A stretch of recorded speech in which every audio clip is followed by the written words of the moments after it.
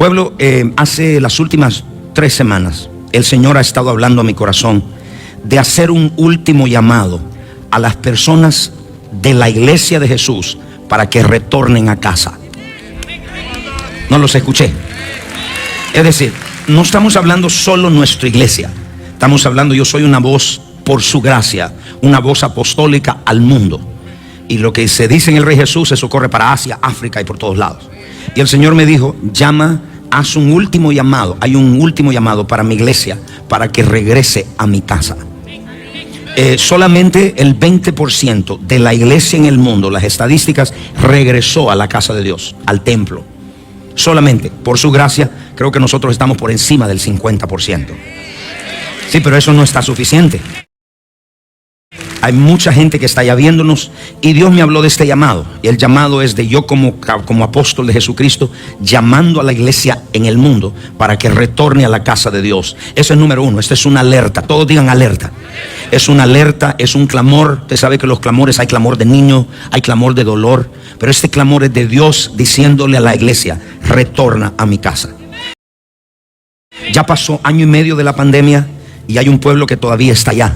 ¿Y cuál es el llamado? Es para que retorne a su casa. Hay un pueblo que no ha regresado. Como ustedes saben, todo lo que ha pasado el año pasado del COVID, la gente que se enfermó, millones infectados, millones muertos. No vamos a ir en todo este detalle, pero es importante para que entendamos que el enemigo, tratando de usar todo lo que Dios ha permitido esta cosa, esta pandemia. Dios no la mandó, en el cielo no hay pandemia, pero esta pandemia ha permitido. Y esta pandemia el enemigo la usó, primero para silenciar la iglesia. Segundo, callar la iglesia.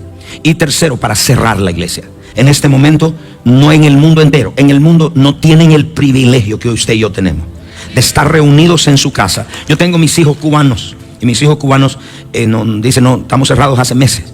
Entonces tengo mis hijos en Asia cerrados, porque los gobiernos han dicho no se puede abrir todavía iglesia. Aquí tuvimos estados donde le decía, si usted grita o alaba y viene a la iglesia, le cerramos la iglesia. Entonces todas estas cosas pasaron primero para callar, para silenciar y para parar la iglesia. Entonces vemos solamente un porcentaje pequeño ha regresado a la iglesia, etcétera. Y le voy a decir esto y quiero que todos me escuchen. Es importante que me escuchen esto. En esta pandemia o en toda la crisis mundial que hemos visto, nosotros vimos los corazones de los hombres siendo revelados. ¿Quién es quién? Vimos una revelación de los corazones de los hombres. Y mire lo que el Señor me habló. El Señor me dijo, hay mucha gente que antes de la pandemia estaba acá, ya no está más. Y me dijo el Señor, esto es para que veas que mucha gente antes de la pandemia ya tenían las maletas hechas. Ya tenían todo preparado. Ya tenían una agenda lista para irse. Solo esperaron una excusa. La excusa, la pandemia, el apóstol, el evangelio, el líder, no me hablaron, no me tiraron, no me dieron asiento, me votaron. Una excusa cualquiera. Delante de Dios ya no hay más excusa.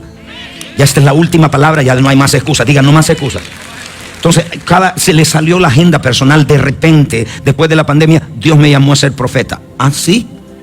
Entonces Dios me llamó a abrir una iglesia. Hoy se abrieron un montón de iglesias por el internet. La pregunta es quién los envió, bajo qué bendición están, bajo qué paternidad están sometidos. Y todo esto lo vimos como Hebreos capítulo 10 verso 25, para que se revelara los corazones. Estamos viviendo en los días del gran podamiento. No sé si es la palabra correcta en español. The great pruning, el gran podamiento, donde Dios está podando la iglesia. Dios está removiendo a personas que no tienen fruto, a personas que siempre se están quejando, a personas las cuales no están sirviendo, no están comprometidas, están frías.